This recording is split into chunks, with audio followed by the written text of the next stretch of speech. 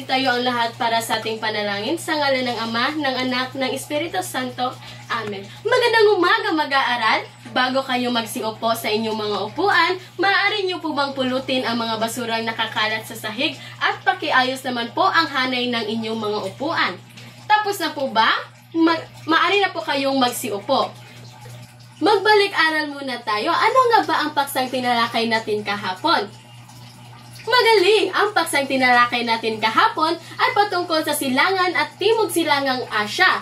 Pangalawa, ano ba ang nabibigay na kontribusyon sa transitional at makabagong panahon? Mahusay ang mga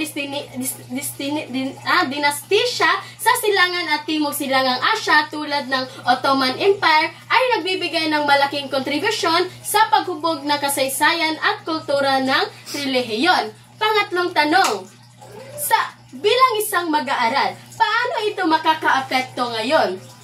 Magaling! Bilang isang mag-aaral, ang pag-aaral ng mga dinastiya sa silangan at timog silangang Asya ay nakakatulong sa iyo na maunawaan ang kasaysayan at kultura ng relihiyon. Mahusay at may naalala pa kayo sa ating paksang tinalakay kahapon. Bago tayo dumako sa ating paksang tatalakayin, magkakaroon muna tayo ng aktibidad.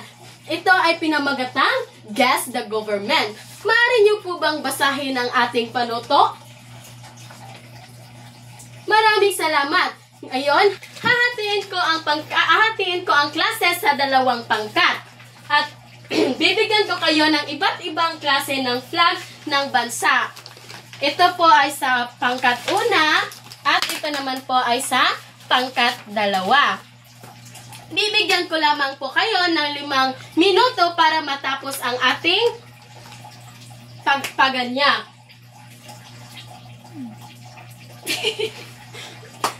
Go. Wait lang. Go. Ang nakakuha po ng malaking puntos ay ang pangkat una, kaya bigyan po natin sila ng tong-tong-turo sa Hork Club. Alam niyo po ba yan? Sundan niyo lamang po ako. 1, 2, 3. 1, 2, 3. Tong-tong-tong sa Hork. At ngayon, dumako naman tayo sa ating pamprosesong tanong. Unang tanong, anong bansa ang kilala sa Communist One-Party System? Mahusay! Magaling! Bigyan natin ng 3 bagsak. 1, 2, 3. Pangalawang tanong, ano ang tawag sa pamalaang pinamumunuan ng isang hari o reyna? Mahusay! Pangatlong tanong, bakit kaya pinili ng China ang Communist One-Party System samantalang ibang bansa ay multi-party? Mahusay! Bigyan natin ng 5 bagsak ang ating sarili. 1, 2, 3, 4, 5. Mahusay! Nag-enjoy ba kayo? Mabuti! At ngayon, dumako naman po tayo sa ating bagong paksang tatalakayan na pinamagatang ang sistemang politikal at pamalaan sa timog at timog silangang Asya. At ngayon, may mga layunin po tayo dito. Maaari niyo po bang sabay-sabay natin basahin ang ating mga layunin? Napapaliwanag ang iba't ibang uri ng sistemang politikal at anyo ng pamalaan sa mga bansang silangan at timog silangang Asya. Natutukoy ang pagkakaiba at pagkakatulad ng mga pamalaan tulad ng demokrasya, monarkiya, militar at one-party government. Nasusuri kung paano nakakaapekto ang sistemang politikal sa pamumuhay ng ekonomiya at kultura ng mamamayan. Dito po ay may mga iba't ibang anyo na pamalaan. Una po ay ang monarkiya. At guro, ano nga ba ang monarkiya? Ang monarkiya po ay isang uri ng pamalaan kung saan ang pinakamataas na pinuno ng bansa ay isang hari o reyna. ang kapangyarihan nila po ay pwede maipasa sa kanilang anak o miyembro ng kanilang pamilya. Kaya tinatawag po ito na hereditary rule. So, may dalawang uri po tayo ng monarchy po. Una po ay absolute monarchy, pangalawa naman po ay constitutional monarchy.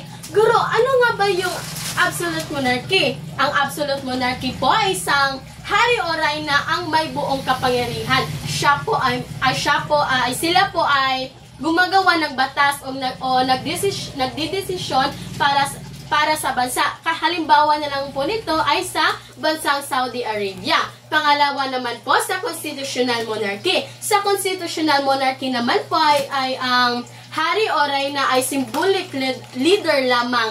Ang may constitution at parliament na tunay na gumagawa ng batas at pagtakbo ng gobyerno. Halimbawa po nito ng bansa ay sa Japan at saka sa United Kingdom. Ano nga ba yung dalawang uri ng monarchy? Magaling at nakikinig talaga kayo. Pangalawa po ang anyo na pamahalaan ay one-party government. Guro, ano nga ba yung one-party government? Ang one-party government po ay isang sistema ng pamahalaan kung saan ang isang political party lamang po ang pinapayagang mamuno o magkontrol ng gobyerno. Hindi po pinapahintulutan ng ibang partido na tumakbo para sa kapangyarihan. Ang example po ng one-party government po ay bansang China, pinamunuan ng Communist Party of China at saka yung North Korea. Naiintindihan po ba kung ano po yung one-party government? Mahusay! Ang pangatlo naman po ay ang militar. Ano nga ba yung militar, guro? Ang military government po ay isang uri ng pamahalaan kung saan ang sundalo o pinuno ng militar ng kumokontrol at namumuno ng bansa imbes na ang mga sibilyang opisyal. Nagkakaintindihan po ba tayo sa militar, mga mag-aaral? Mahusay! At dumako naman po tayo dito sa demokrasya. Guro, ano nga ba yung demokrasya, guro? Ang demokrasya po ay isang uri ng pamahalaan kung saan ang kapangyarihan ay nasa kamay ng mamamayan. Ibig sabihin po, ang mga tao ang humihirang sa kanilang mga leader at may karapatang makilahok sa pagdidesisyon para sa bansa. Halimbawa na lamang po ng demokratikong bansa po ay sa Pilipinas, sa United States, India, at saka South Korea. Naiintindihan po ba? Magaling. Ano nga ba yung apat na anyo ng pamahalaan? Mahusay at nakikinig kayo. At ngayon, dumako naman po tayo sa ating gawain. At ngayon, magkakaroon tayo ng paglalapat. Ang pinamagatan po ito ng Flag Relay Challenge. So, hahatiin ko ang klase sa dalawang grupo. Bawat pangkat at ang bawat pangkat ay may iba't ibang card sa mesa. Babasahin ko lamang yung mga tanong. Bawat pangkat, paunahan po sila sa pagpasa ng flag sa harapan. So, bibigyan ko lamang po kayo ng 5 segundo bawat tanong na aking babasahin. Ito po yung mga flag po. Yan, dito sa pangkat 1 at sa pangkat 2. Magaling! Ang nanalong pangkat po ay ang pangkat 2. Bigyan po natin sila ng magaling clap. Alam nyo ba yung kung ano ang magaling clap? Sundan nyo lamang po ako. 1, 2, 3. 1, 2, 3. Magaling, magaling, magaling. Mahusay. At ngayon, dumako naman po tayo sa ating pamprosesong tanong or generalization. So, unang tanong. Anong bansa sa Silangang Asya ang may communist one-party system? Magaling! Mahusay! Pangalawang tanong. Bakit sinasabing mas mabilis ang paggawa ng batas sa parliamentary system? Magaling at nakikinig po talaga kayo. Pangatlong tanong, mas epektibo ba ang parliamentary system kaysa sa presidential system? Mahusay at bigyan natin ng 5 bagsak po ang ating sarili. 1, 2, 3, 4, 5. At ngayon, dumako naman po tayo sa ating pagtataya. Kumuha lamang po kayo ng sangkapat na papel at sagutan po ito sa 10 minuto.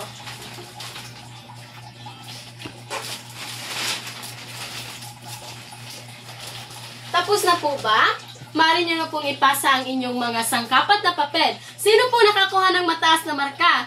Magaling at nakikinig po talaga kayo. At ngayon, dumako naman po tayo sa ating takdang aralin. Gumawa lamang po kayo ng Venn diagram sa A4 bond paper na paghahambing ng China versus Japan sa political system. Gumamit ng kulay o drawing materials kung nais mong maging malikhain ang iyong output. So, isumite ang takdang aralin sa susunod na pagkikita. Maaari na po kayong magsitayo sa ngalan ng Ama, ng Anak, ng Espiritu Santo. Amen. Maaari na po kayong magsiuwi.